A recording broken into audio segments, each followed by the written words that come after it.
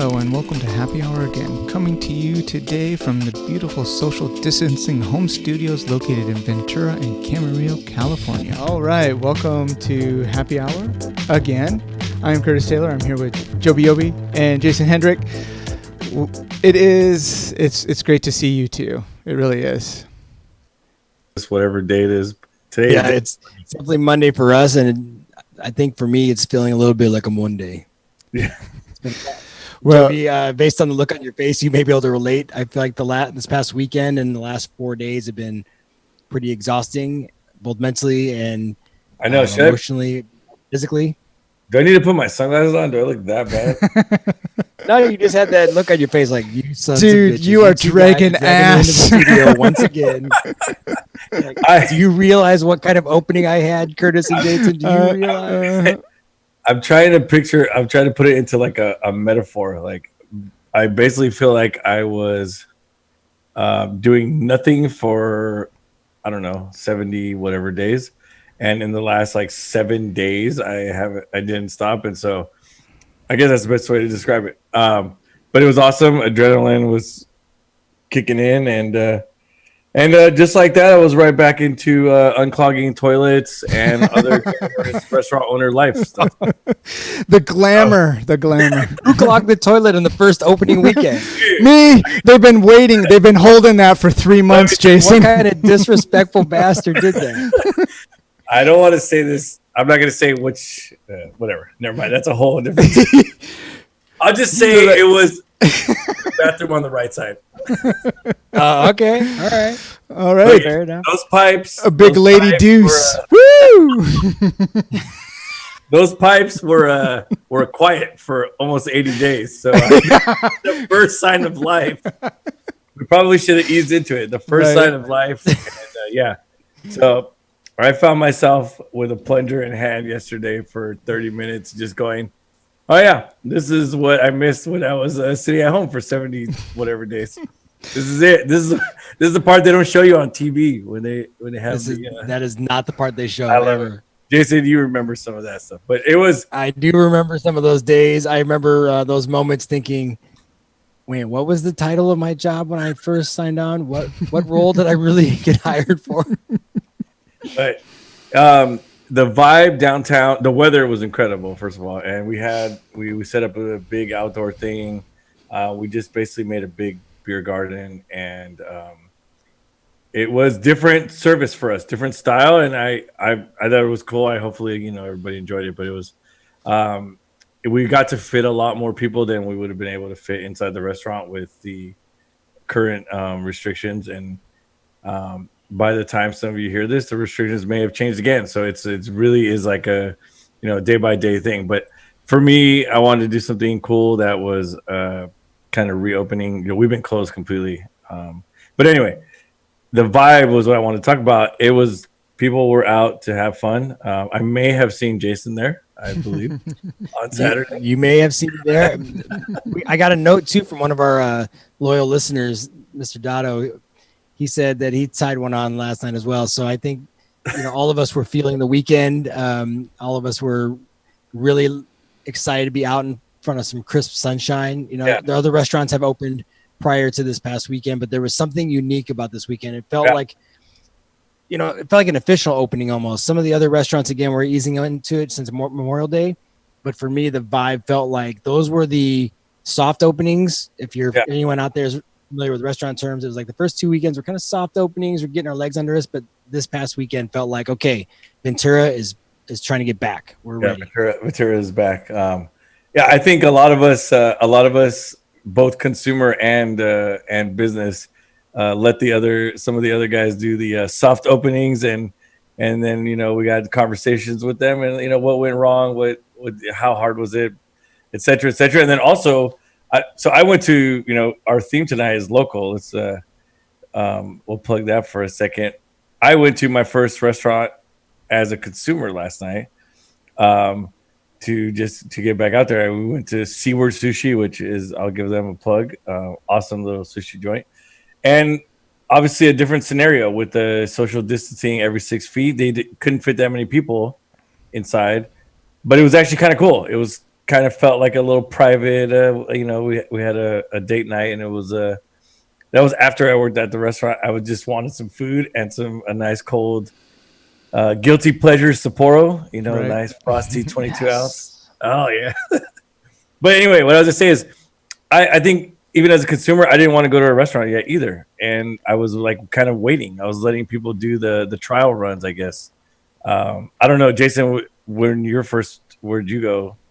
Or if you've even been somewhere that wasn't an outdoor garden. Yeah, in terms of like sitting down, your place was the first place I've actually sat. The beer garden tent feel was pretty cool, especially in relation to the identity of the restaurant. But the sushi restaurant you're mentioning, it is harder for them. Most of those places are tiny. They have limited seating. And the first weekend that Bonsai Marina was open, I popped in there for to go, and they were busy. Even with the reduced seating, Yeah, they didn't have any seats at the bar. You could not seat up at the sushi bar, but there were people waiting in line. All the tables were full, and it was an awkward feeling, partially for me because all the staff were wearing masks. None of the patrons were wearing masks because they're eating. And so when I walked up to get my to-go food, I wasn't sure, like, do I put it on out of respect for the staff members, or all the patrons looking at me funny because I'm not, I am putting on the mask, but they're not wearing a mask. Who's supposed to wear the mask? Even at the beer tent, we were pretty far away from each other, and some people, were mask half on. They don't know what to do. there was a lot of no masks, though. A lot of no masks for sure. And I understand. I mean, I know this thing, whatever. It's not over, and we don't have to get into like the nuances of it. But the vibe, I think, I was like you. I felt weird about going. And Curtis, you don't share our sentiment. I think you have not gone out. When will you go out to? And I'm not putting you on the spot. I'm just curious. That's okay. We'll put him on the spot because he's gonna bust my stones in a second when I tell him what happened. Well, I don't know. I'm not sure when I will. Tonight I was ready to go to your place tonight if we were going to do on location. But I've done takeout over the last 80 days, but I still haven't done indoor inside seating, and there's just something about that prolonged exposure and the amount of people that are still making me kind of nervous about it. But I agree with you. I agree with you this weekend. Like, and I am as susceptible to this sort of cabin fever or senioritis, whatever kind of moment it is, where there's an energy around us, and I think it's because we're hitting summertime. We were in this gray May this whole time, and the last few days have been just beautiful sunshine. And so we're ready to go. And now that the beaches are open and we can go and sit at the beaches, that's opening up a bunch of stuff too, So it's interesting. So to the long answer to no for that is I'm not sure. I want to. I went and got a haircut. It was a quick trim this week, but it was still like I'm in and I'm out in 15 minutes, like trying to get trying to limit it. We both I didn't, and I should have. Now that because I'm not judging, I'm not mask shaming you. No, and I appreciate that because I'm still going back and forth between it. It's such a weird time right now that I truly, like, in my core, I think we're going to get hit with another wave in 3 weeks, and then I think we're going to get a hit again this fall. Like that's just what the Fauci type of people are saying. And so that's why I'm kind of still nervous about getting out there. No, I got I think we may get another spike. I was using the Memorial Day as our benchmark, thinking about the fact it's been 2 weeks since Memorial Day, and we're not hearing a lot of crazy spikes or rises in our area. But we also had a lot of people in from LA, so they could have all taken it back to LA for all we know. I don't want to discount that potential. But Curtis, one of the things I was going to bring up, the reason I referenced you busting my stones, is when I was at the beer garden at Bro House 101, somebody I hadn't seen in a very long time, a good follower of the brand and the show, Jose, Jumpman. Yeah. He showed up with his wife, and they were, I instinctually, I didn't even like register at the moment, gave each other a big bro hug, and we're like, dude, so good to see you. It's been forever. And in the moment, like it crossed my mind for a second, like, oh shit, should I do this? And I was like, whatever. Like I haven't seen this dude in for so long.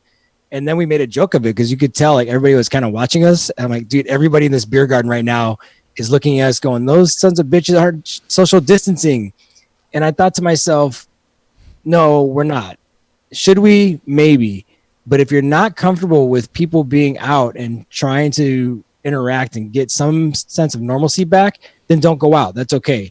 But, Joby, just a second ago, you made a reference about mask shaming. It's like, don't shame people for interacting with each other. We've been tied up for a very long time. Like, if you want to give stink eyes and bad vibes and dirty looks, then in my personal feeling is you shouldn't be out yet. You're not comfortable enough to be out seeing people interact. And that's okay. But stay home. Don't go out to a restaurant and then complain about how people aren't keeping their distance and people are like not having a mask on. It's hard to eat and hard to drink with a mask on. Let me tell you, I've tried. I agree with you. It's not easy. Well, I think to kind of bring it to like what, to what we talk about, and there was a lot of firsts during this whole time. First time going to the market. I mean, we talked about that on one of the shows. I remember back to that Thursday show where literally it had been 2 days since everything had closed, and we were in the, I said it was apocalyptic, and it really was, because having left to just go check on the building or do these various things or go pick up more food, I saw the stages of it, and those first 2 weeks were definitely apocalyptic, like driving around the streets, like there was nobody out. And then I remember going to the first store myself, like, oh man, this is weird. Like it feels weird. And I'm with you, Curtis. I still feel being outside over the weekend felt right. It felt nice.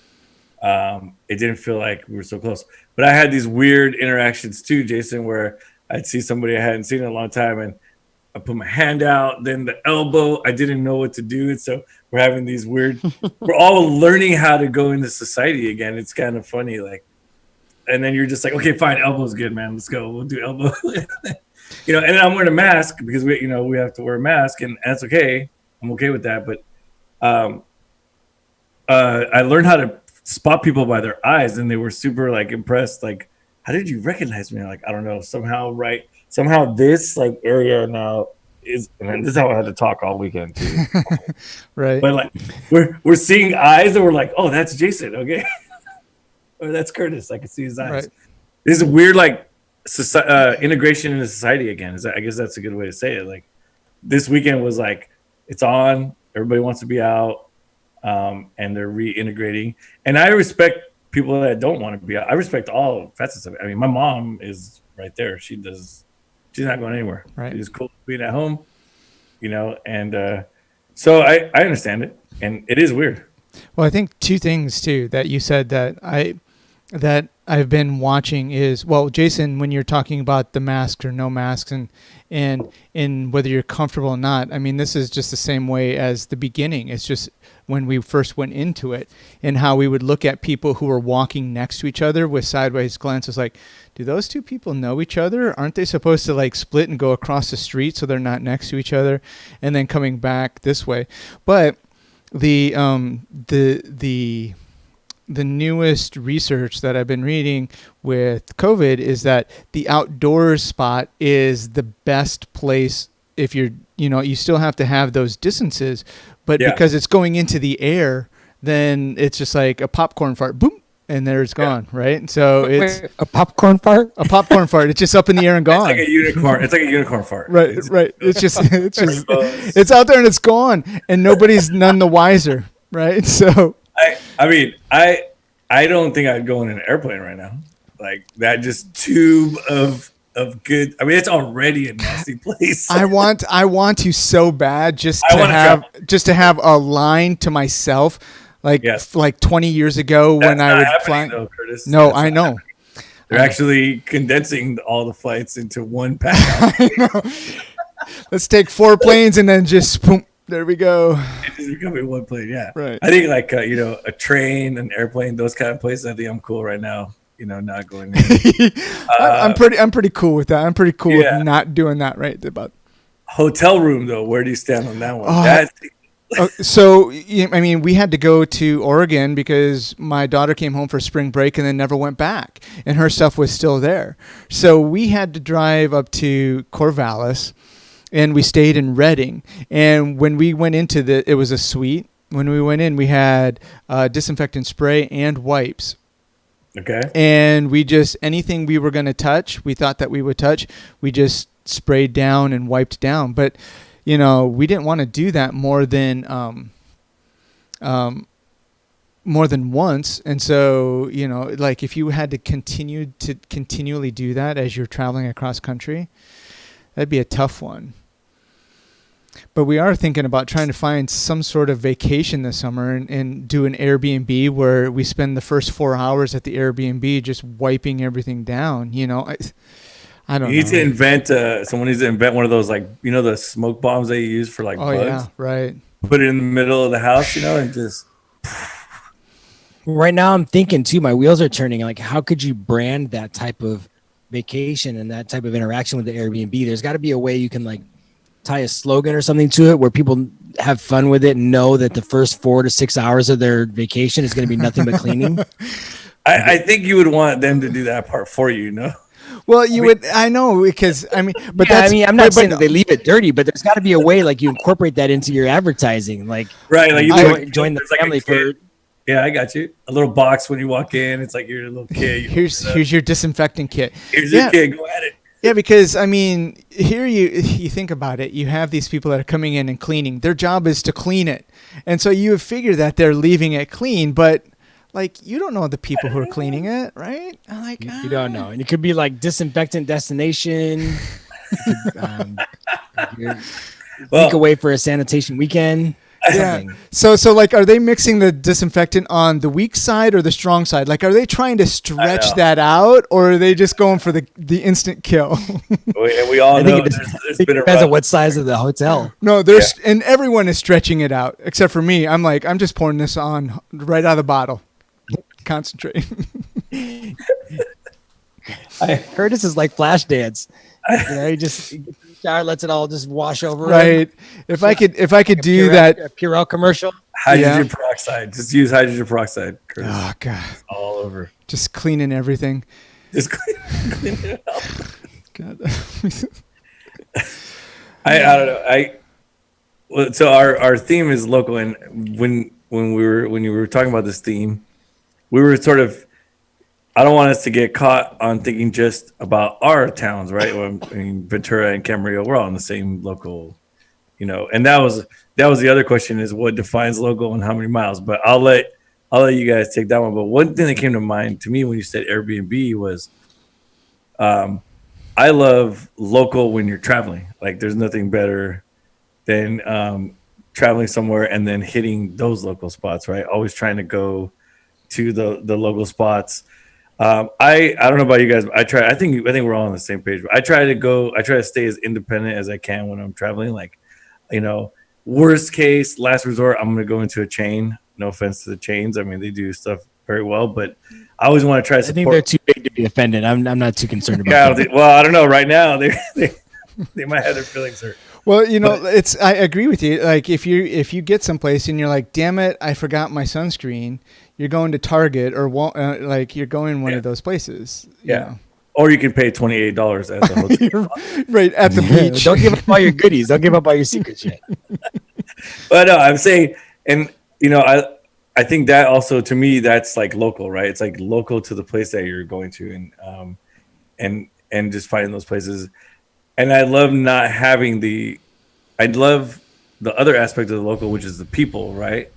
And that's something I want to, you go into I think that's what's missing right now. I think that's my epiphany to my own self, is the aspect of walking into a restaurant or a restaurant that has a bar and sitting at the bar and then shooting the S with the bartender or some local that's there. And now you have a plan for the rest of your day or your evening. Like, I'm going to hit this place and that park and that river. And I think that's one of the coolest things about, about traveling and about local. And some of my best adventures have been just like that, like random bar what do you call it? I don't even know what you would call that. Bar We'll have to guide. come up with a phrase for it in the next segment. When we Bar get back into the navigation. core, we'll come up with a way to define it. I mean, Jason, I know you like it. I know you know. Yeah, so maybe when we come back, we can do it. dig into a couple of your stories, Joby, because I know you got some good ones from some travels you went on right before all of our quarantine shelter in place. So maybe that's going to be our opening when we get back into the core show.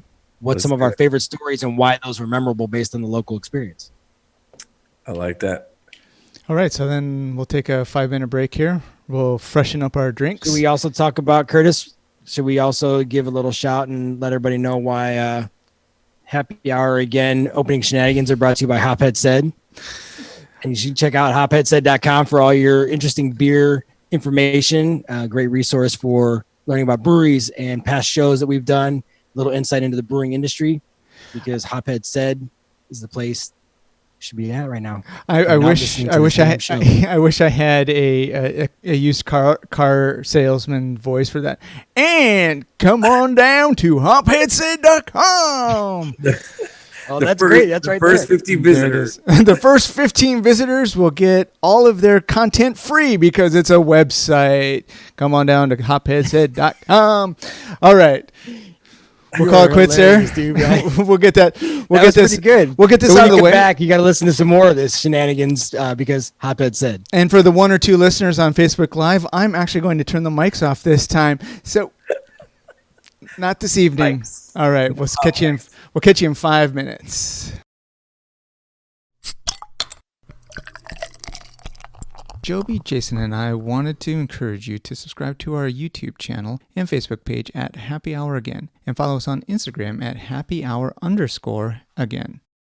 Happy Hour Again can also be found on Apple Podcasts, Spotify Podcasts, and TuneIn Podcasts.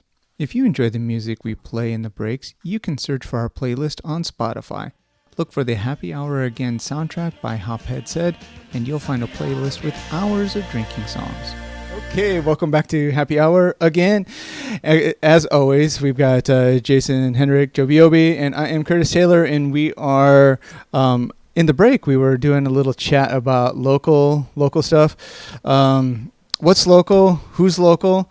I think I think Joby, just to pick up where we left off right before we came into the break, was how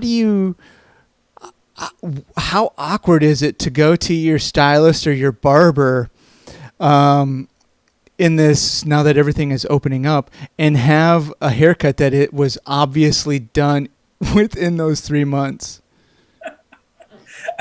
Well, I think it depends on how that haircut looks. Like, is it obvious that your partner cut your hair for you and it really needs the work? Or does it look kind of nice? My partner may or may have not cut my hair, but it's been long enough. Because that's a great question, right? It's like, can you fix this, please? And then now your barber has to fix the damage that's been done, right? Yeah, I don't know. It's like you got to give him a good base to work. I was going to go and just let it go all the way so I can give him like a nice canvas to work with, but I couldn't take it.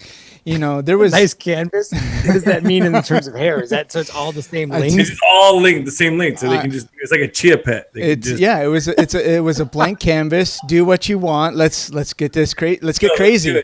Can we get some of those to be sold at the restaurant, like a little clay image of your head, and we call it the Joby? Especially with the mustache and the little goat, right? Yeah, and the soul patch, like just like little. That would be great. I think we should market those on the website. You can go to happyhouragain.com and find your soon-to-be released Joby. So we're going back to your discussion, though, Joby, and Curtis, your references about local. Just to set the tone, I looked up both the Google quick definitions and then the Merriam-Webster. So I want to talk about what they mean. Local, as according to Google. Adjective belonging or relating to a particular area or neighborhood, typically exclusively so. And the noun, an inhabitant of a particular area or neighborhood. Now, if you go over to Merriam-Webster, though, it's a little bit different. The first definition is characterized by or relating to position in space, having a definite spatial form or location, so definite location. And then 2, of relating to or characteristic of a particular place, not general or widespread. And for me, that piece really sticks out, not general or widespread. So what you're saying before the break, Joby, if I go on vacation and I find some place that's not recognizable, if I go into a restaurant or a bar that doesn't have a name or a brand that I'm familiar with, there's a good chance it's probably local because it's not widespread. That makes sense. Talk amongst yourselves. I think I'm getting really tired of Merriam telling me what to do and what to think. I think I like Google's sort of ambiguous. Well, I feel like Google's ambiguous definition was then taken by some clever marketing people, much like the term organic or natural. Those two come to mind. And then it was just taken to just expand it and be like, just slap local in front of it and you're good. It doesn't matter. Local from where, how many miles. Just use the ambiguous Google definition for local. And they ran with it, and I feel like it equates to that. I feel like, but I think we all agree more with Merriam's definition, even though we don't. Right? She's so restrictive on everything, but fine, Merriam. Damn you, Merriam. So precise, so precise. But I like the part 2 definition was perfect. I agree with you, Jason. It's like not widely available, so that's interesting. So, not to pick on the beer that's in front of me, but this would be interesting to put it into this context. We're not blazing their logo on any of our videos yet, so it's okay. Okay, Firestone Walker is local, and it was actually for a long time the only kind of local to Ventura County, but it is widely available. So, is it local? Based on Merriam's definition. Exactly. Curtis, tennis ball to you. Go ahead. Oh, that was coming my way. It is definitely local. No, it's definitely local. Yeah, it's local for us, But see, I would argue though. I don't feel it's that local. It's local-ish, but it takes me at least an hour and a half to get up to where that product's made, which just in terms of drive time, in terms of physical proximity to me, that takes it out of a local realm. I think if I'm not getting there in 30 minutes, personally, then I'm starting to feel like I'm being detached from the local scene. Santa Barbara is about the stretch. I'm going to go, if we're going to talk about spirits and beer specifically, that I feel like those are locally made for me as a resident of Ventura. So if I got to drive all the way up to Paso to see the brewery, that's no longer local. And then to the south, would it be Camarillo? Or would you go over the hill? I think so. I think before the grade. If I'm, Thousand Oaks is definitely part of Ventura County. So if you want to talk just in terms of namesake, anything in Thousand Oaks could be considered a local brew or locally made. But I think if, once I start getting past that 30-minute mark, and then especially because I dislike the heavy grade at the base of Camarillo as it is, they get. Sorry, you're out of the picture. Anything over the grade.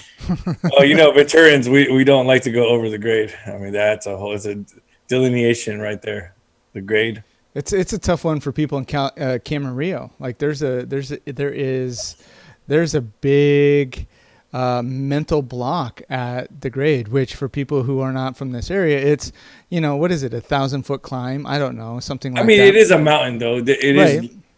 It's enough of a climb that my little 4-cylinder at one point was having trouble getting up. But it's 3 miles away from me, so I shouldn't have a problem getting to Thousand Oaks or Newberry Park, right? Well, that's if you want to cross the grade, Curtis. Right. Well, grade. I know. So I don't. So, but I still have that. I still have that sort of mental block with that. But I would think that if we were going to I keep thinking of in terms of small business or local in the delineation of that. We can come back to that later, but I also think about area code, and to throw a nod to Tom Hilton wherever he is this evening. The 805 was his footprint for his show, and so looking at that as a delineation or a regional kind of thing as well. So I don't know about local, but regional definitely. No, that's an interesting. Regional. I think that's a breakdown though that we should explore a little bit, because especially since we're bringing Tom Hilton into the conversation, and terrestrial radio, the airwaves, they had a limited reach. So there was a section of Santa Barbara County, which is technically still the 805, that the radio waves weren't connecting with. Those listeners were no longer part of that range. And I was envisioning this Camarillo debate we were talking about with the gray, but if you use my definition, then Curtis, your locality, your local scene changes. You actually shift further south, because coming out of Camarillo, your 30 minutes north is much different than my 30 minutes north. So it's kind of an interesting arbitrary label that I put on what that means. I read, no, I didn't read. I heard through discussion, because, we used to be aligned a lot with Kat Merrick as well, who's very focused on local influence, local production, local creativity, many different facets. But I remember having a discussion one time with that whole crew, surrounding Tom's 805 show. And I believe that 300 miles was kind of the unofficial range of what was defined as local, especially when we were talking about food products and, like produce and agriculture and, livestock. 300 miles was kind of like the range that was acceptable to be considered a locally produced product. If I'm not mistaken, that puts you just shy of San Francisco almost. Right. Yeah, it's 365. Yeah. Right. Yeah. So it's yeah. We San Diego for sure. Yeah, and we used to get we still get CSA. What is it? Community supported agriculture, right? CSA. So each week we get a box of veggies from local places, and we used to have Underwood, which is like the big local farm around here in close to Camarillo anyway. But then they stopped shipping to Camarillo, and then we get another one that was a CSA. But there we were getting things put in the box from as far north as Gilroy. And then I'm like, wait, is this really community supported agriculture now that I'm getting stuff from, San Francisco essentially? I don't know. I mean, I think the question becomes what consumer, what influences and what does local mean to you as a consumer, right? Are you trying to go about your day supporting, because we also hear the term a lot, support local, right? Support local, eat local, drink local. And that, what is that influencing your decisions on a day-to-day basis, right? Are you just, Curtis, I think mostly because of the quarantine, but you've been a great supporter of your local brewery. And I say you're local because you only have one. Right. If I was going to say I want to support my local brewery, there's 8 or 9 of them. I lost count already. So what does that mean, right? Like where is it? That to me, like I kind of break it down like that. I think of like, I remember when I went to Germany, it was a long time ago, but with Germany, they had a local brewery, each town or city, but they only had one. It wasn't like a bunch of them, competing. And when you went to a place, you drank the local beer. That's how they said it. And I was like, oh, I know it's a old system. And I think we used to have that in the US. When I read my beer history, we had our local brewery, but it was only like one. They didn't really have competing breweries in the same thing. But that was kind of cool. Was like, hey, you drink the local brewery when you go. You hear the term like local watering hole, the local bar. And I think that one, it becomes even like neighborhood-ish, right? You have your neighborhood bar. Can distill it down to that. But does it influence your decisions? Because I find myself going independent first. Like I try to use that first, then local. But I'm just curious what you guys think and what consumers think. What are they thinking in terms of local? Because it is kind of tough to go. What you just said, I think, rings true for me. And part of where the idea of this week's show came from was last week. We were getting ready for our show with Anastasia, and I've been trying to support some of my local breweries and establishments. I think we've prided ourselves on bringing those types of producers in even before we had our little hiatus. If you want to go back to happyhouragain.com and start listening to some of our old shows, we really had a great network of people within a small radius, producing great product, and we'd interview them.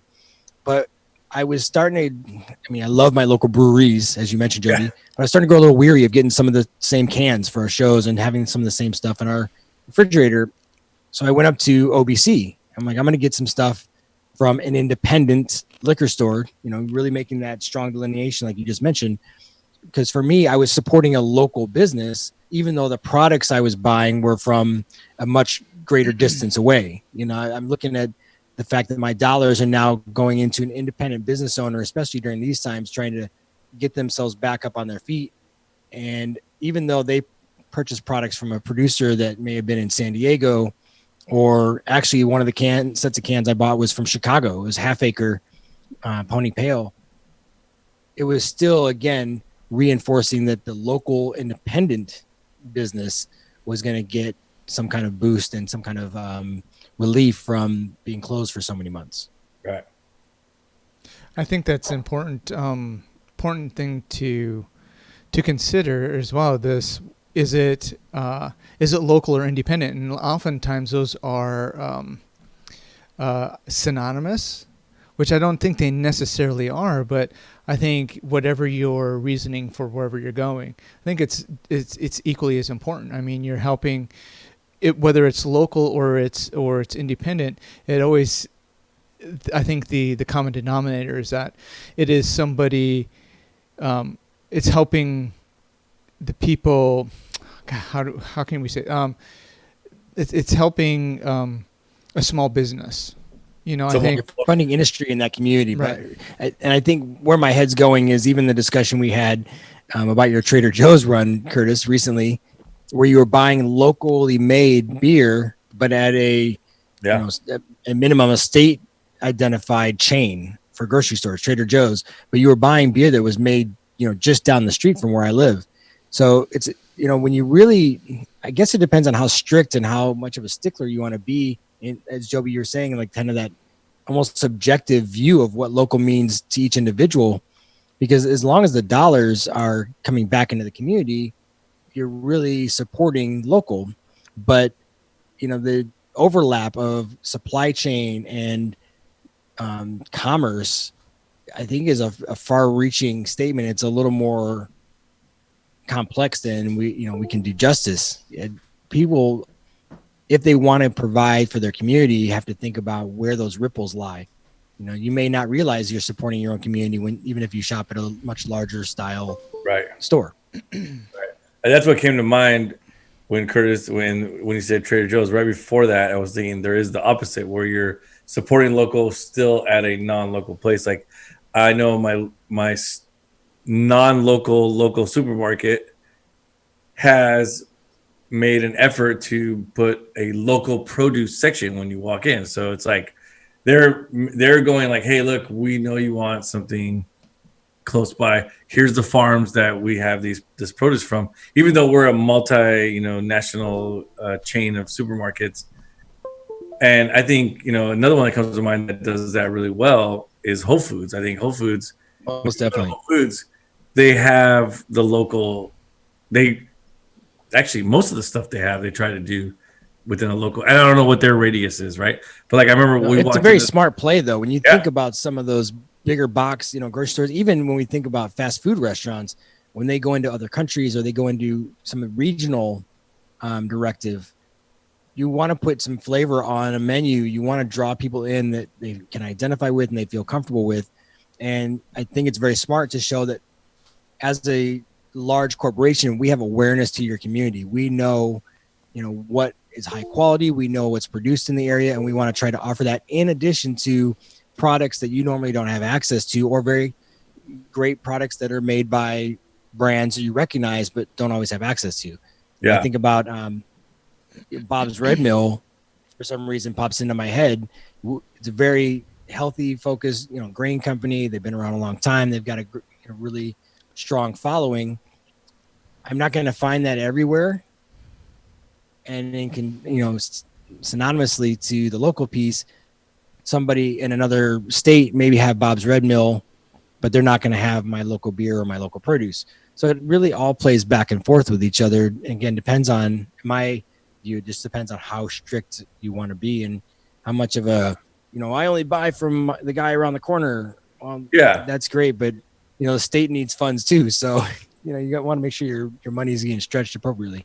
Yeah. There's a lot. I think for me, it's less about the 100%. I love supporting local and doing the local products, but I always try to think of the independent first. That's just me personally. I want to go, and they are synonymous. I think I agree with Curtis. There a lot of times they are synonymous. Who I don't want to dance around the fact that we lost Curtis. No. I'm here. I'm All right. just the video feed. We just lost his beautiful face. I know we lost, but we got it subbed into a still frame of his beautiful face. At first it showed some kind. Yeah, you can watch it later and see what it showed. But yeah, I think that's how I vote first. I guess is like, hey, I want to go to an independent place. Here's Ventura Sandwich Company. Mr. Alex sandwich shop. It's a great sandwich shop, and I'm gonna go there before I go to one of the really bad sandwich chain shops, and we know all the different names of those places. The one with the cars and the things and the underground stuff? Is that yes. Okay. Yes. Well, I'd rather support him, and I guess that's support local or support independent. I don't know how you want to look at it, but either way. Well, and so with that being said, sorry, Curtis, before I lose this train that sometimes runs underneath the street thought, just to use your loose reference to that other sandwich shop. $5 footlongs. I was just gonna say that, man. This guy, $5. That's all. He couldn't contain himself. He couldn't hold it back. It's too bad the video wasn't there because I was just like, I was vibrating. I needed to just blow it up. Before you go too far, I just want to say I did live off of $5 footlongs for a little while in my single time. Oh, when I was in college, I definitely lived off of $5 footlongs and Jimmy John's. Those two sandwich shops sustained me for a long time. I don't know what was in the compressed chicken that they made the sandwich with, but with a little honey mustard and some of their other sauces, it's delicious. Compressed chicken. It's not chicken breast; it's compressed chicken. Was it written on the menu that way? As compressed no, it just said chicken. Generic term, chicken. Didn't say chicken breast. Didn't say what part of the chicken. It's chicken parts. Chicken parts. I definitely lived off $5 footlong, and I could crush a $5 footlong back in the day, man. And also, I used to love a meatball sub on wheat with extra marinara sauce all over. Here we go. We were just talking about support local. And by the way, those sandwich shops that will not be mentioned are locally owned and operated. By the way, they're franchises. Right. So sometimes it is someone in your community who's invested those dollars. Right. The toaster was the biggest thing. Once they got the toaster, I was like, yep. Do you want it toasted? Yes, sir. Put it in the toaster. Yes, I do. Yes, I do. Well, I'd imagine guys over at Ventura, sandwich shop with toasters as well. They've got some great hot sandwiches. And I was thinking about their physical location to where I'm sitting right now. They literally are only 2 miles away from my apartment. Yep. However, some days that feels like a long way. Like if I want to get a sandwich, there's some days I just want to walk and get a deli sandwich. And 2 mile drive is nothing. I can do it in like 4 or 5 minutes if I really want to. Technically, you could walk it, Jason. I have walked it. I know. I'm just saying. I've walked. Yeah, I've walked to 2686 before, and people in other states are like, 2 miles. For some reason, that's a walk. It is a little bit of a walk. It takes about a half an hour or so. But there are days where that feels like a long distance, and now that the words and the image are coming out, it feels sad. I would forego some days getting a great deli sandwich from those guys because I don't want to go that far. But that is so local. About people in San Francisco, how far they go sometimes on public transit or even on one of those Razor scooters. Yeah. I don't know. That just feels awkward now that I'm really breaking it down. Like, why wouldn't I go 2 miles for a great sandwich? You could take local though and keep going, zooming in and in and in and in further, right? For example, if you're in downtown Ventura, you have walking distance local places to you. If you're in other, areas, like I think local can be so many. I think that's what we're starting to kind of figure out is local can be so many different things, right? I don't think you can just slap one generic Merriam-Webster dictionary definition to it. I think it's a lot of different things is what I'm kind of seeing. And as we're talking, I think you have your local, like I'm going to walk there from my place. And, I don't live in that kind of place anymore. But when I did, and when I lived in LA, where once you parked your car, you're not driving anywhere, like, because you can't get parking again. So you're walking or you're getting, takeout or delivery. Sorry. And so that was our local. Our local was what bar was there right there that you could walk to, what sandwich shop, what Chinese food, what everything could you walk to, right? And so that was our local. And the valley, living in the valley is huge. The valley has many locals, and then the whole valley could be considered local. So I think it's local time, minus local. Keep distilling it down. I think that's a good point too, because local, in terms of geography in California, is very different than, say, local as opposed to Manhattan or or European bodegas or something, of wherever that when you go to your market and you buy whatever it is that you needed for that day, and that's all you ever do because you don't have an apartment big enough to hold, to go to a Costco. But for us, the car culture and the geography is so spread out that we have a larger concept of that, I think. Yeah. With that being said, my hometown popped up in my head. I grew up in Michigan City, Indiana. Where my folks live, it's numerous miles, not just 2 miles down to the sandwich shop or 2686, which we're keeping it in the family with Joby and Barrel House 101 if we go that route. But there's not as many freeway structures and like in terms of how we commute around California. So for me, it's actually, in contrast to what I was saying earlier, more common to be like, oh yeah, let's go down to the hot dog stand or let's go down to the beach, and you have to drive there 10 or 15 minutes, and that still feels close because of the fact that the town is more spread out. Like for some reason, the farther away from each other you are, the more acceptable local or a small commute is to getting close to that restaurant or that activity center or whatever it may be. I'm thinking about the fact that we're like, oh man, we got to go down to the casino. Great. Well, it takes 15 minutes to drive to the casino. You're like, oh, that's not that big a deal, but I won't drive 2 miles to someplace I can walk to. Subjective, right? And I remember growing up too. So just as similar to Jason in a rural. I mean, I was probably more rural than you were, but it's in the middle of nowhere in South Dakota. And so our closest town was 40 miles away, and we wouldn't think of anything of just driving there to go get eggs and milk, let's say, and then turn around and come back. But that was back when gas was at 79 cents or 99 cents a gallon. Or you're old. Or it probably is that much over there, Curtis. Or well, right now it probably is. Or when I was a kid and we'd go school shopping, we would drive 5 hours to Minneapolis, St. Paul to go school shopping because that was the closest place to get a variety, and you just wouldn't think anything of it, at that point. Joe, you didn't grow up with that type of distance. I was going to tell you, I grew up in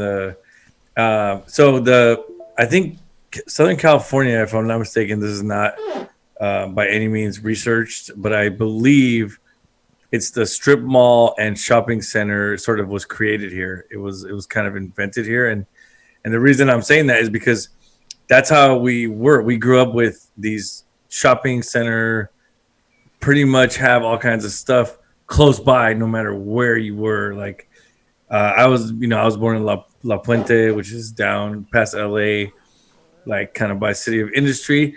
But we had our shopping center and we could walk there, and they had a pizza place inside there. They had a pharmacy inside there. Like they had everything. The breakfast place was in that shopping center. So, and I know they have shopping centers in other states. I'm not saying they don't, but the Valley is one big strip mall. Like there are strip malls on like almost every corner, and then there's residential behind it. So the Valley, LA, La Puente, all these places, you always had somewhere to go to get your stuff. It was never a trek to go like anywhere. Everything was really close by always. So yeah, I didn't grow up having to drive like, super far to get anything. But everything was actually quite the opposite. It was super close. And and now that I'm thinking back to it, they were all kind of our local places. Like it was the local pizza joint. It was a local, pharmacy. It wasn't like some big brand name pharmacy. It was all like local places. We're going to pivot for a second. You can find some hidden gems in those strip malls. Oh yeah. there are a lot of independent operators, both food and beverage, in a strip mall that initially you may bypass because you look at the signage and look at the design of the strip mall. You're like, oh, that can't be good. But there's some tasty stuff. I mean, we've got, if you want to go to a local watering hole, Joby, you've got your bar down in Oxnard. You want the Thirsty Ox. You want to give them That's funny you said that, because some of my favorite bars in the Valley, once I was, of age to go out, were in these strip malls, and totally nondescript from the outside, just the sign on the outside saying what it was, and almost like you open the door and then you're just transported into this, like, oh wow, this is awesome here.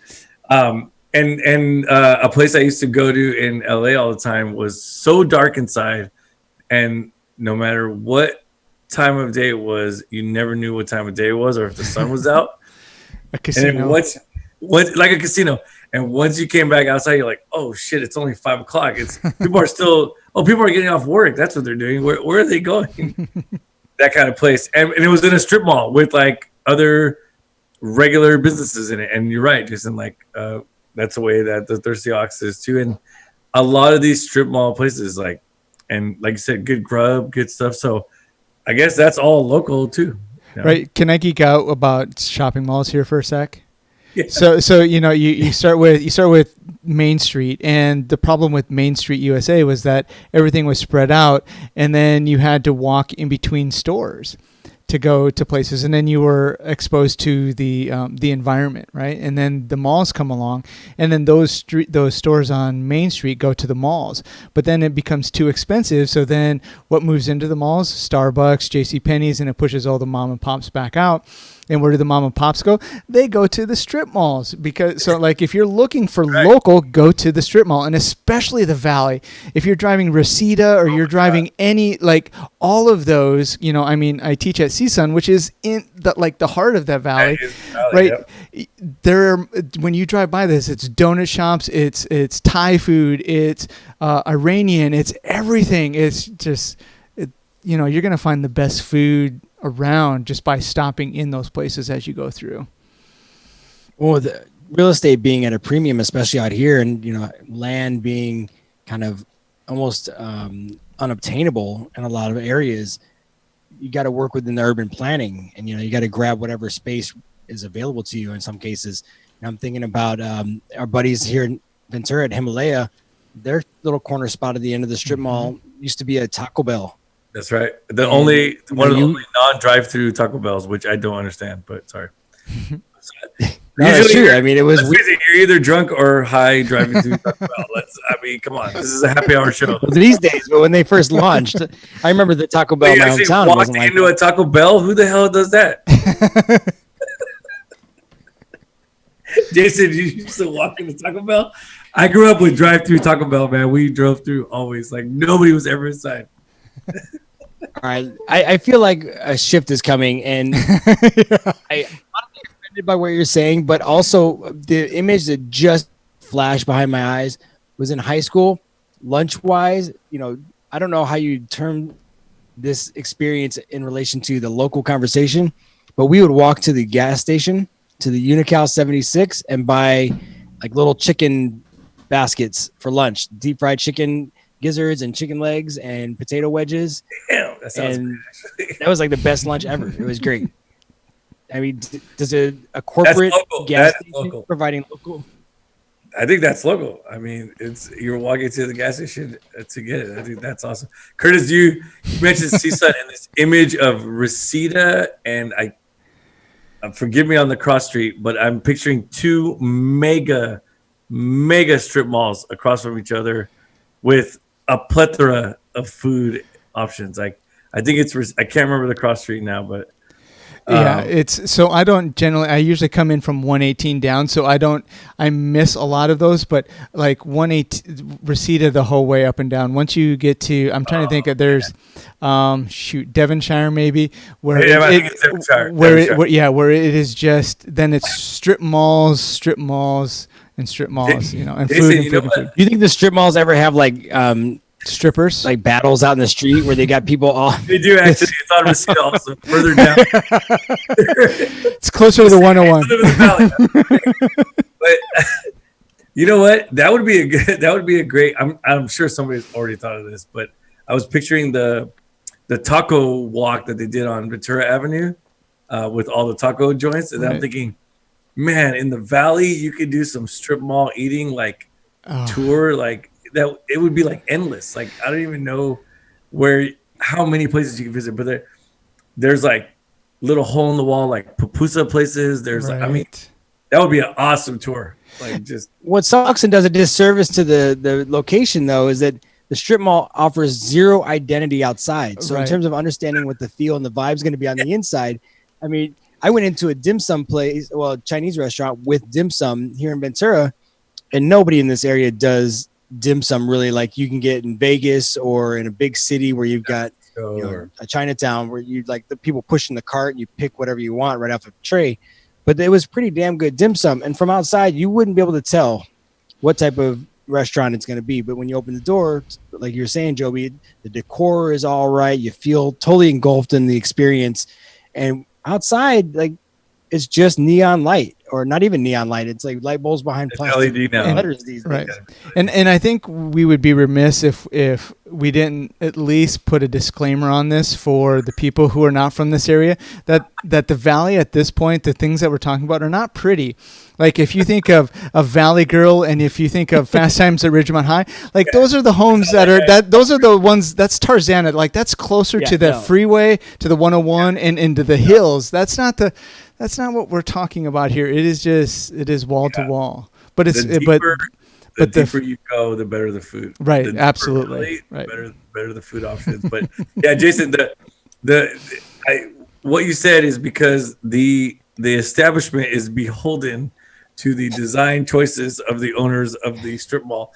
So most of these strip malls are only, I think, 30 design choices for any given strip mall. I think there's one 8.5 by 11 sheet, and you go, I'd like A, B, or C. There is a strip mall. I have passed by it many times and never noticed it, but apparently there is a strip mall on Ventura Boulevard, somewhere in the valley, that is a Cadillac, a 57 or something Cadillac. That if you look at it, the building and the shape and the fins, I probably passed by it a million times and never noticed. I know. I will put it up and send it to you guys. All right. And it's like that person took some effort and said we're going to create this to look like an old Cadillac.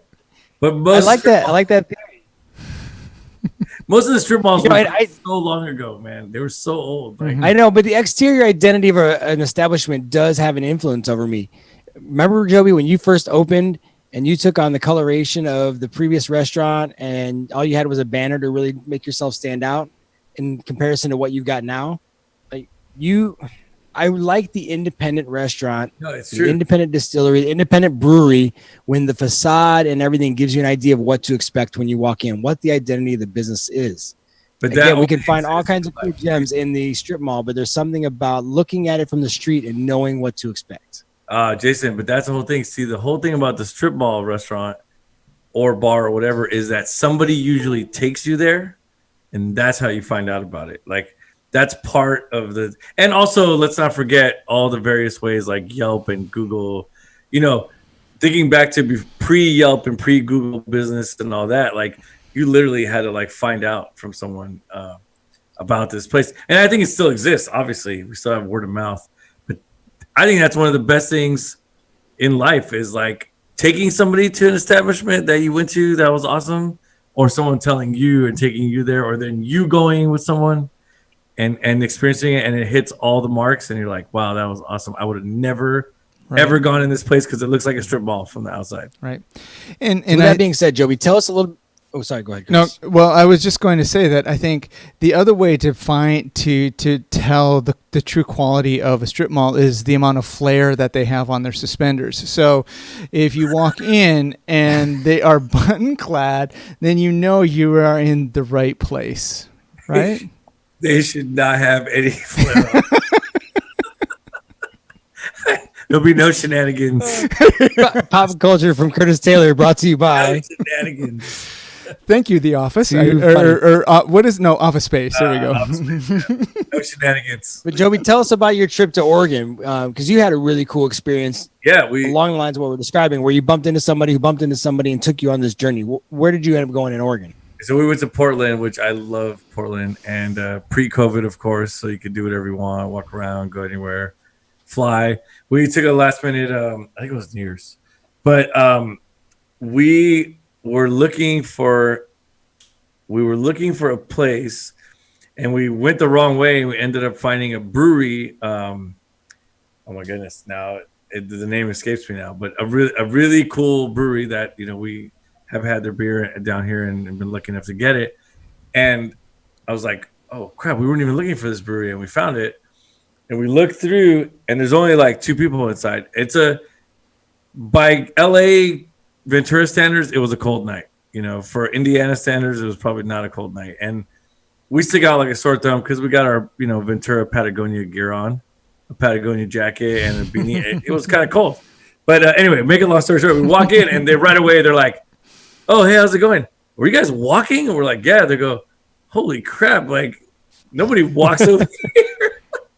I mean, we were like industrial area, turn right. Anyway, we get in there, and then we end up having one of the best few hours ever. A guy at the bar, turns out he's from Oxnard. The bartender asks us where we're from. Then she says, hey, you come over here. These guys are from by your area. And then we end up talking with him. The brewer comes down, sits down with us. They start cracking old sour beers. It was great. It was fantastic. They gave us, the guy that was at the bar, turns out he's a chef at a restaurant, little small, local. He said it was local, because he said that. And the way Portland's set up, if you've never been there, is there's definitely neighborhoods, and I think they call them, I want to say boroughs, or I can't remember exactly right now what they call them, but and the reason I love Portland so much is every one of those little neighborhoods has a shitload of really good food and drinks. And then you go to the next neighborhood, and there's a whole other shitload of things. And then you're like, oh, let's go back to downtown, the main city. And then there's another shitload of drinks and food. That's all they do in Portland is eat and drink. If you've never been there and you like food and drink, you have to go to Portland. But anyway, we had an adventure for the rest of the night based on their guidance. We stayed there for hours at the brewery. It was fantastic. And we couldn't have planned that. There's no way we could have said, this is what's gonna happen tonight. We're gonna meet somebody and then we're gonna go here and go there. No, you don't plan that. It's all very organic. And the place I remember the brewery you'd posted on one of your pictures, Gigantic Brewing. Was it? Gigantic. Gigantic. Yes, yeah, I love Gigantic Brewing. Great comic book logos. I can't believe I forgot their name. I'm sorry, Gigantic. That's all right, but it's one of those places that you put on a list, right? You do put on a checklist. Once you found it, then you know that when you go back to that city, you want to go back there and support them again. I've been to a lot of cool places like that. I like personally when I'm on road trips to pull off somewhere and just drive like 10, 15 minutes and see what pops out. See, going back to my rant about identity and about facade, physical structure. This is visual guy. I'm a visual man. I'm definitely a visual man. I'm not going to talk sweet nothings in your ear. I'd rather, I'm a visual guy. Whoa, where'd this go? I don't know what just happened. We hit the off ramp, and the off ramp I took one time with a buddy. We were heading north to watch a football game. We needed gas, and we pulled off in Dunsmuir. And Dunsmuir Brewing Company was one of the coolest little experiences I'd ever had. It's in an old gas station, and I'm an omnivore at minimum. I'm definitely a carnivore. I ordered a veggie burger, but it was their homemade veggie burger. I would have never thought to order anything like that, but for some reason it jumped out on the menu. It was made with walnuts and vegetables all ground up. The beer was great. The structure was cool. And now I know that when I go north, I'm going to try to go back to that place and show them a little love. That for me is part of the draw of local also. When it's not in my city, when it's not someplace I see every day, I know that a cool, to your point, Joby, independent location has given me an experience, and I'm going to talk about it down the road, just like we're doing on the show tonight. Yeah. And I would imagine that all of our listeners, all up and down and left to right are all doing this similar things. When you plan a road trip, when you're going on vacation with the family, where are you stopping at for the night, and then what are the breweries, what are the the distilleries, whatever happen, wineries, depending on whatever flavor you're going for. What are those places? What are those stops? And you stop there before you get to the hotel, because once you sit down, you're not going anywhere else. So. And then being able to find those places, it's easier now more than ever with the internet. Yeah. But those personal things that you're talking about, Joby, those interactions, and Jason with this, just sort of finding them, those are those magical moments. And, those are our beer stories. Those lend meaning to those road trips too. You're like, oh yeah, I remember when I had Gigantic, or I remember when Dunsmore came through. That's it. Yeah, it's kind of like sneaking into the brewer's tent at the far stand. Just saying, that was pretty epic. It is the exact same. All right, well, Curtis, you ever been to an establishment in a different city, an independent location, and come home and tried to find an equivalent in your hometown, like in where you live now? Have you ever gone out and said, man, I really love that type of restaurant, I wonder if I have that back home, and actually done like some research to duplicate it? I don't think so. Not recently. I mean, it would have been breweries 15 or 20 years ago, but now it's, when we go through and every once in a while, because my wife's a vegetarian, we'll find a vegetarian restaurant that is just, that will blow your mind, kind of like how you had the veggie patty, the veggie burger, but like blow your mind chicken, right? And but in the veggie styles, and so I don't know if I necessarily think about food or beer or anything in that way anymore, because I know that I enjoy it there and I love it there. And then I look forward to the next stop and whatever the new taste adventures will be then. So Joby, similar question for you, but thinking about where you grew up, is there one item that comes to mind that you're like, I loved eating or drinking that when I was growing up in that area, but I've never had it since I've left? Oh man, that's a good question. Oh, what's funny? It's a little later in life, but yes, there's I'm going to bring it shawarma. There is a shawarma chicken place in LA that we ate I don't know, religiously, all the time. I'll just say it's a famous place, Zanku. They have a bunch of locations, but Zanku chicken, awesome uniform, man. Yellow shirt with the red Zanku across, it's just something about the simplicity in a strip mall, and you would pass by it and not know what the hell is inside, Jason. So, but when you went inside, you would they have rotisserie chicken's their thing, but they also had the shawarma, beef and chicken, and then you can make the sandwich or the plate. I always went for the sandwich. I don't want to mess with the plate. I just want the sandwich ready to go.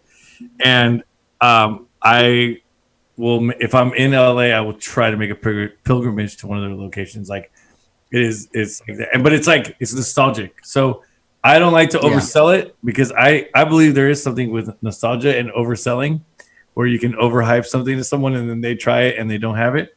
And the other one, real quick, is a place called Northwoods Inn. And Jason, I may have taken you there on one of our road trip with you. Yep, I did go with you. That place is very nostalgic to me, and I don't know if it translates to other people. It's talking about the outside. It looks like it's snowing. It looks like a log cabin. The closest one is in Buena Park. Oh, there's another one in Rosemead. But anyway, they had 3 or 4 of them at one time.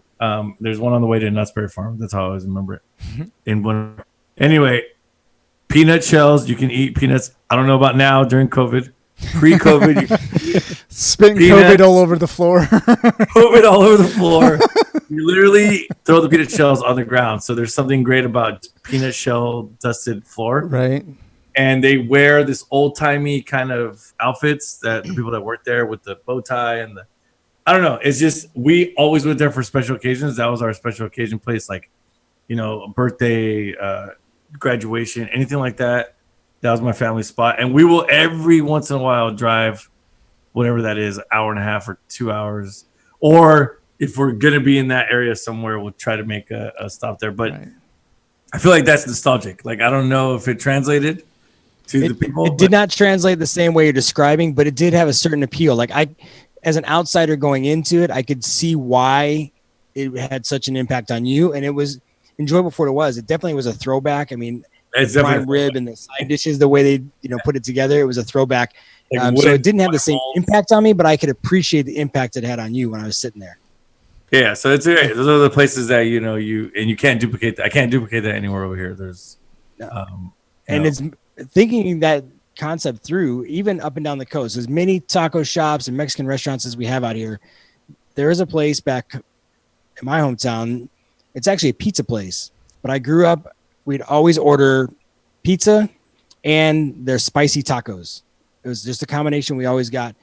The nostalgia actually didn't even translate as well on myself last time I ate there. Like there was something a little bit missing. Like there's something in the way they season the ground beef, and it's kind of a flour dusted tortilla. Like it all works well, and it still tasted good, but it didn't have the same dramatic like appeal that I remember growing up. There was something off about it.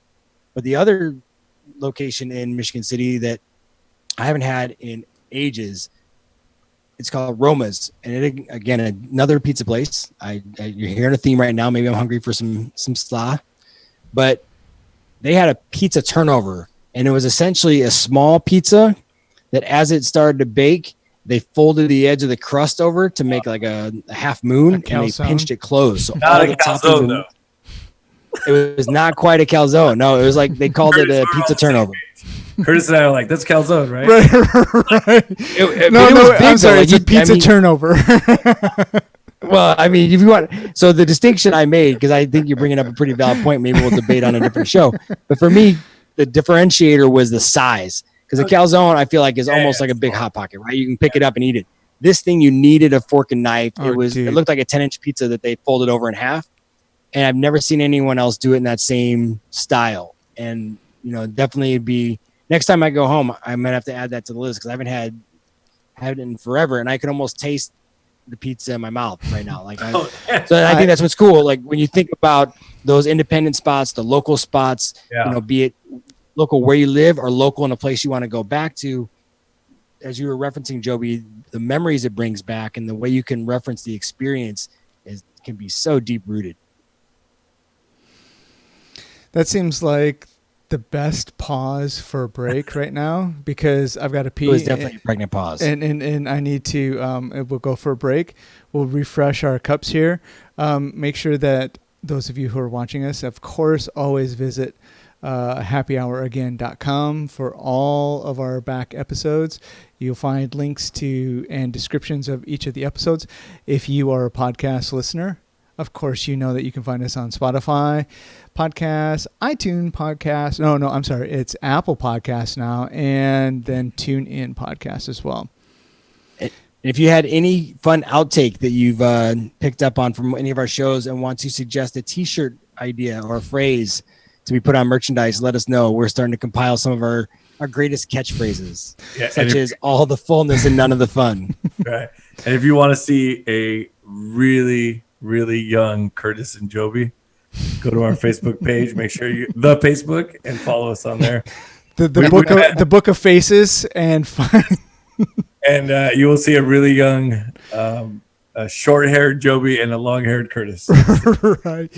I shudder. All right, let's take a 5-minute break. We'll catch you. Fill our glasses. Right. We'll catch you in a few minutes.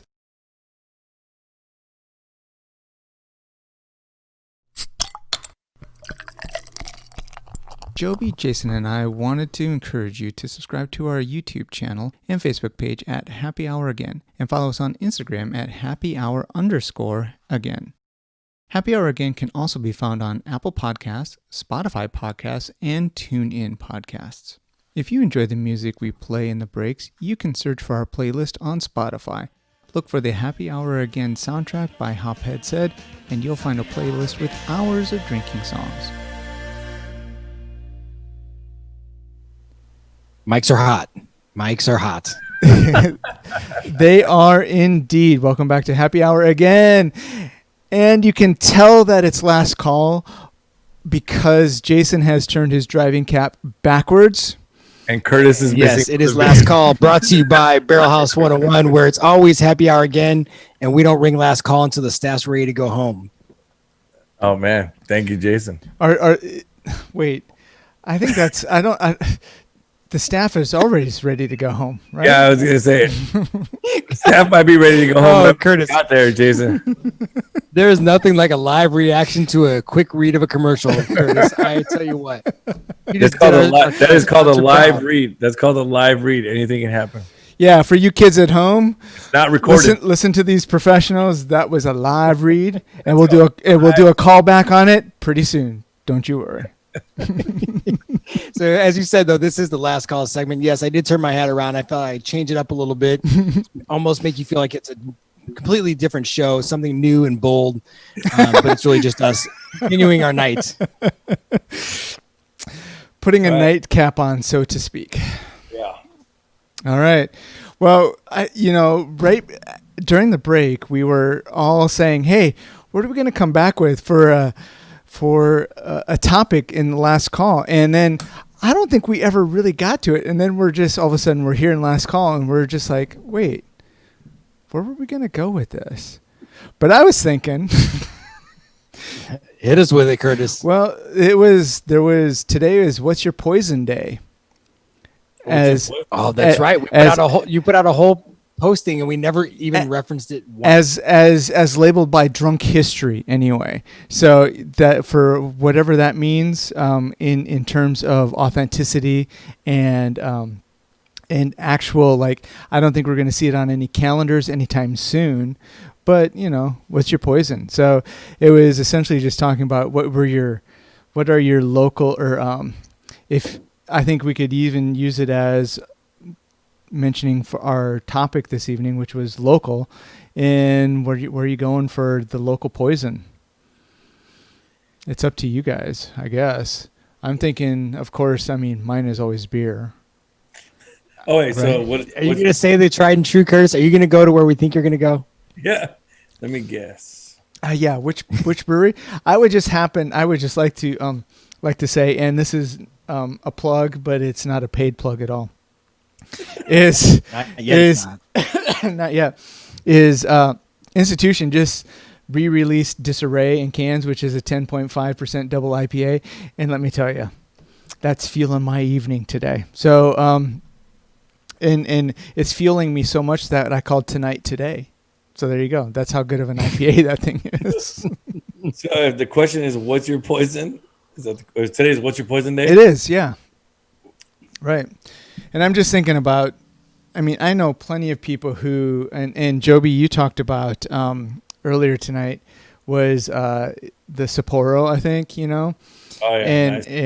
And I know lots of craft beer drinkers who still look to Coors, like the Banquet or something like that. And, if you can drink it, all the power to you, I guess. I did see actually Shorties, or not Shorties. What are they called? Stubbies. Where was I today? I think I was even in Target, and I saw the Stubbies there today. And I'm thinking, that's an interesting question, the way you're starting to shift it, though, because two beers come to mind for me in terms of old school guilty pleasure or poisons. One of them was referenced last week on our show with Anastasia, and that was Boddington's. I used to be a big Boddington's pub ale fan, especially the creamy nitro direction. There was something that I loved at dinner time, like going out for a dinner, not just out clubbing or anything, but dinner. Boddington's really hit the spot. It felt like it really worked with a lot of dishes. And the other one was Rolling Rock. I don't know if you guys have had a Rolling Rock in the recent past, but Old Latrobe, there was something about the horse branding and the green bottle that lured me in when I was younger. And that would be my go-to for a long time. That's a sad story. Rolling Rock is pretty much was dismantled. It was like I think it was I don't remember exactly what happened, but something, it was bought, and I think Rolling Rock is pretty much done for. But I used to enjoy Rolling Rock. Rolling Rock and the green. Can you check that out, Jason? Verify that. Rolling Rock green bottle though makes me remember another beer that I was obsessed with. Do you guys remember the Grolsch? It was Oh a yeah, 60 yeah. ounce The flip top. flip top, and they had the amber also. If you were a little more adventurous and you wanted a little malty, man, I loved me a cold Grolsch flip top. That was delicious. Isn't that crazy when you're talking about how the adventurous drinkers were going to do cold the amber Amber lager. lager, Right. It was basically an amber lager. Right. It was called Grolsch. I think it was Grolsch Amber. Yeah, I think it was called Grolsch Amber. So, yeah, that was a tasty that green. But something about that bottle, that nice light struck, lager. Nothing like a little bit of skunk in your beer. It has to have a little bit of that skunk. It has to. I think one of the things about the Rolling Rock though is I always bought that in case boxes, and they were enclosed boxes. Yeah, in fact, even the 12-pack was closed up. Curtis, you're right. Is it still around? So I'm on their website right now. They were founded in 1939. Whoa. Or sorry, 1933. Let me back up. That's the old 1933. number, 33 or whatever that's on. Yeah, there. that's when really the Tito family got on board, purchased the Latrobe Brewery. 1939 is when Rolling Rock as a brand is introduced. So in terms of beer and production, like their website is all laid out as they're rocking. And in 1994, they hit their 1 million barrel mark. 92, they're ranked as the 8th largest brewery in the United States, doing over 800,000 barrels. I'm trying to find the fine print though, because I imagine what happened is there were probably some challenges in dismantling, and a larger, corporation probably came in and maintained the brand. I think it's brewed at a larger corporation now and not at that original warehouse, which, by the way, is a super cool looking. If you've ever seen it, I don't know if they have it online there. It's a really cool building, the original brew house building. But I think that's what happened. It's still around, but it's not like that iconic, local brewery that it was. Correct. My dad's guilty pleasure beer he stocks the fridge with sometimes, and I actually bring some back when I visit him in Indiana. I steal a handful of cans out of the garage fridge. Yingling. Right. Oh yeah, So in terms of like community based and really ingrained brewery to the neighborhood, Yingling, very, very old. Still the oldest in the nation at this point, right? I believe so. It was quite a while ago, probably 5-7 years ago, somewhere in there. I was asked to preview a copy of Yingling history, and at that point, anyway, it was the oldest family-owned brewery, meaning that it was still in the family, that it hadn't left yet. Right. Right. I think that's still true. I'm pretty sure. Funny enough, Yingling is Pennsylvania, or is that Leinenkugel? I think it's Pennsylvania. Leinenkugel is Minnesota. Minnesota, yeah. So Yingling, funny enough, the first time I ever had a Yingling was actually in Florida, which is right. So, and then I found out the story. There were so many people that wanted Yingling in sort of Florida, Georgia area that they actually made a satellite brewery there to feed the need for. And the other thing I remember is really cheap pitchers of Yingling, like cheap in Florida, like I don't know, $7 or $8 cheap, like for a pitcher of Yingling. And it was fine. It was great. I don't have any nostalgia to it because it never made its way out to California. Right. It was never out here. Yeah, I was just thinking of one of my thinking back at that point in time too, that there were the clear or the green bottles, and if you remember not the OE, but the High Life 40 ounces. Oh yeah. Clear bottles, and you go, and at the time, I'm talking like it's 1994, 93, 94 in that era, and you would go buy 2 of those, and that was your beer for the whole night was one of those. Was when you bought 2 of those, you didn't tape them to your hands, did you, Curtis? Tape them to my hands. Get them nice and warm, right? I remember that there was like a reclosable cap, even so in case you didn't finish it, you could just put that back on it. I think it was like it wasn't a give it a little shake for the carbonation to build up, and you put it in the fridge. I did not do that because I never had to worry about finishing them, I suppose. That was never a consideration. He's dedicated to the end. Yeah. Right. You. If you buy 240s, you're in it for the night. Come on. Really. Yeah. Well, don't even get me started on Mickey's Big Mouth. Mickey's. Ooh. They actually had sayings inside the cap, so you could read the little sayings. It was the Snapple of the 80s. It was a Snapple. Snapple of the 80s. Well, we should talk about Zima for a second too, then, because that was, I think, was in the 90s, right? All right. So I just on a side note with Zima, I'm walking through Target with my daughter, and she says something about La Croix, and I thought she was talking about LaCroix. But what she said was White Claw, and I look at her and I'm like, "How do you know White Claw? It is like that is nothing that I have ever brought into this house ever. What are you talking Everybody knows. about?" And she's looking at me kind of sheepish. Not quite a. Does she know that there's no law when you drink White Claw? So she 1 year in Corvallis, and she's already focused on the White Claw, right? And so I look at her, and she's looking at me kind of sheepishly, like, "Oh yeah, damn." I just stepped in that one. Like, so that's an awkward moment when your parents realize you've been out on your own at college, and there's things that have happened that they don't really want to talk about. and then I've had a few of those myself. Right. And so I'm hazing her about it, and she's like, "Oh, Dad, you don't like it just because it's popular." And I said, "No, I don't like it because it's just reinvented Zima. Like that's all. That's why I don't like it." It's yeah. That is your old man moment of the show. Everyone take note. Old man moment of the show. Because I have tasted it before. Yes, I know what's going on. Did you call it the White Claw? I did. Come on. I always do. Anything to embarrass my kids, I call it the. I put the in the middle of it. Yeah, I feel like White Claw is Zima, but with a much better agent, a much better marketing agent a sports agent that got it way more popular than Zima. Although, I don't know, Zima back in his day, White Claw has social media. There was something about the logo I really liked. I collected Zima caps for a while. Really? That's right. I remember the Zima caps, yeah. I don't remember that. Why did you collect the caps? What was it about the caps? I don't remember. I don't know if I was. There's a really cool Z on it. I think I had this vision. I think I was ahead of my time, and I had a vision of making a table out of them, which never came to fruition. I'm going to put all these down and pour resin over the top of it. It's going to be the most beautiful thing I've ever seen. And I'll put a piece of glass on top. Bam, Zima table. Absolutely. I also would like some high platform shoes that are clear with goldfish in them. Yes. I'm gonna finish up by saying Zima Gold. Do you remember Zima Gold?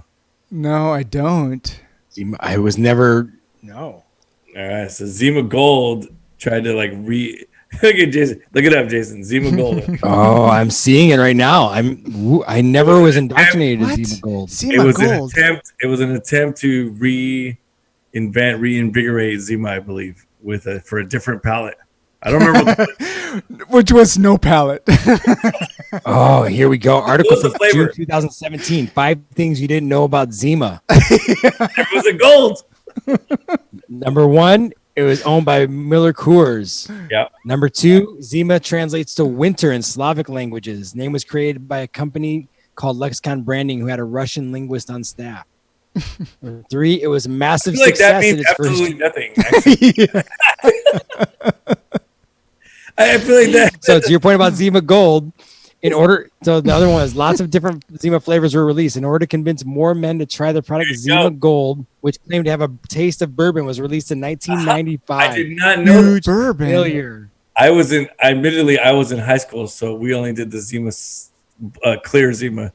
But Zima Gold was for the men with bourbon. Okay. Did not know that. Other flavors included pineapple, citrus, tangerine, citrus, blackberry, and green apple. I remember those. That was like later on. They tried to do like a whole like we're cool. We got all these. So we ended up coming home from Target with a 12-pack, a mixed 12 of White Claw, right? Oh yeah. Right. So they have already gone to the last stages of Zima, where they were trying to do all these different flavors, and White Claw, to their credit, maybe went directly to that level. Like, hey, we can't go any lower than this. Let's put in lime and grape. You got to set your foundation grapefruit. Hold on a second. correct. This I'm gonna bring it around here, Jason. Look, is White Claw owned by Miller Coors? Because that would be. Oh, I think it is, man. I think no, it's owned by the guy who made Mike's Hard Lemonade. Actually, that's what it is. It's a Mike's Anthony Van Mondel. Mike's Hard Lemonade. The guy who created Mark's. Remember that Mike's Hard Lemonade? Oh yeah. So that guy brought you White Claw. That company. He's a British Canadian business owner.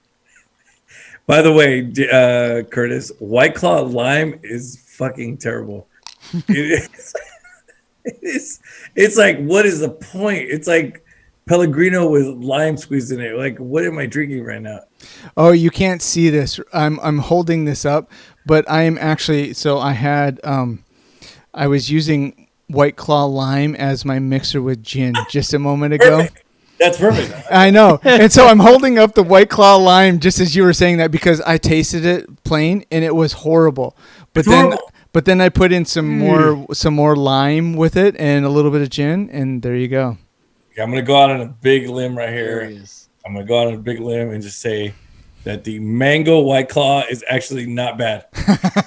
I think that's in that mix 12. I'm going to have to try that, I guess. So this article I'm looking at, that you asked me to reference the owner from, March 6th of this year, White Claw, owned by Mark Anthony Brands, as you said, Mike's Hard Lemonade, Yep. and Truly, owned by Boston Beer Company, combined to make up 85% of all hard seltzer ales.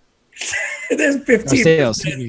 Sales. 85, two brands, 85% of all hard seltzer sales. Yeah, they killed it. Yeah. Now, we're talking about all those flavors, and I'm going to make a pitch for a future show because we're getting ready to wrap up. But I want to talk about those manufacturers and producers. We actually touched a little bit on the last show in this regard. Those producers who have minimal SKUs or brands and styles.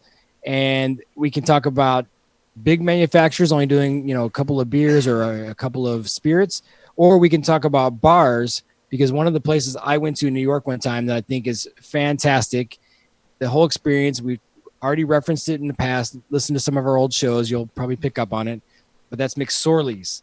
And McSorley's was launched in 1854 on 15 East 7th Street in New York. You get a choice when you walk in. You want light or dark. And that's the ale. They only serve ales, light or dark, period. But the experience, the ambiance, the whole aesthetic of the place is part of what makes up the experience. But I like the fact that some producers say, this is what we make. These are the only few offerings we have. If you don't like it, there are other places you can go. And I would like to pitch that we talk about that down the pipeline. I think that goes along the lines with what we were talking about earlier tonight too, is just the notion of going into when you're traveling through Europe and in early America, pre-Prohibition, when you go into a town, there would be one brewery. I mean, unless you were in, Milwaukee or something of that sort, where there were a handful of them.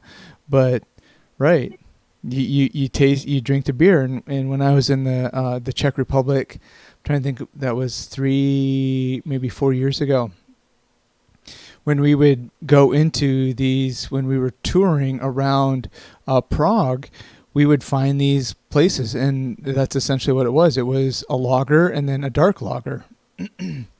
And, if you were having, if you were having goulash, then you had the light lager, and then if you had the dark goulash, you were having the dark lager. So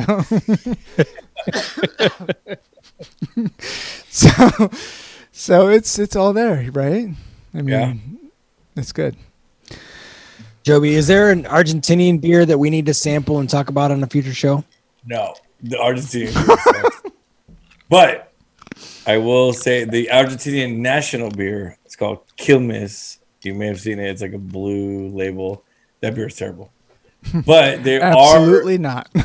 There are Quilmes. Let me tell you how I see it. Let me tell you how bad your beer has to be and how bad you don't care about your brewery, that you sell your brewery to Chile, which is a neighboring country, and then make your national beer in Chile and transport it back to your country. That's but there, over the last 10 years, there's been a craft, they call it cervezas artesanales. So artisanal beer is the direct translation, craft beer. And I've had some cool stuff. It's been a while since I've been to Argentina, but the last time I went, and I love the word for hops is lupulo. And so they go like, oh, it's a cerveza con lupulo. So hoppy beers are like lupulo, and they've used the same terms like IP and all that. But anyway, what I'm trying to say is, yeah, we could probably seek out some, there's some interesting Argentinian craft beers. One is just called straight up Patagonia, and it's actually made in the South, like in the region, and they have like IPA, and it probably doesn't travel well to here, but we could try to get some. Do you have any family members who could potentially ship a shum? Yeah, ship a shum. We are definitely in last call right now. I think my previous beverage, the vodka infused with Buddha's hand out of Joey's backyard from 2 years ago, and this beer is finally kicking in. Vodka but my backyard, it was the Buddha hand. Correct. The Buddha's hand was from your backyard, not the vodka. You're not distilling vodka in your yard. However, I think the drinks are kicking in because I totally flubbed that word. That's okay. I got you. If there's an opportunity for a family member to ship us some of your beer from Argentina, that'd be cool. I think we should get into some of these more like distant shows and think about how the culture is expanded into other areas outside the United States. So if they shipped it like tomorrow, we'd probably get it around Christmas. So we're good. Could they ship a shum? Ship a shum? Yeah. I feel like it's not Amazon Prime. Like it's going to take a little while to get here. We can order some. Speaking of which, for those of you who are listening, Amazon Prime is back up to its next day and 2 day service. So that's yeah, the pandemic. You're not a sponsor yet. Come on, Jeff. We could use an infusion of cash. We need some Argentinian beer. Use an infusion of beverages. I think Amazon is saying that the pandemic is over. I'm just saying, they're probably saying, I don't think they ever embraced the pandemic. I think they enjoyed the pandemic. Actually, they love the pandemic. Amazon created the pandemic. Just kidding. And on that note, we wrap up the Happy Hour Again show, brought to you by Joby's perspective on the pandemic. That's a mic drop moment. Amazon created the pandemic. And drop. There it is. But seriously, folks. Seriously, folks. All right, so thank you all for listening, and we enjoy this almost as much as you do. These happy hours. So join us next week. I'm enjoying it more than all of you tonight. Right. Join us next week for a happy hour again with Jason, Joby, and Curtis. Thank you for joining us for this episode of Happy Hour. We'll be back next week with more questionable content, great guests, and drinks all around.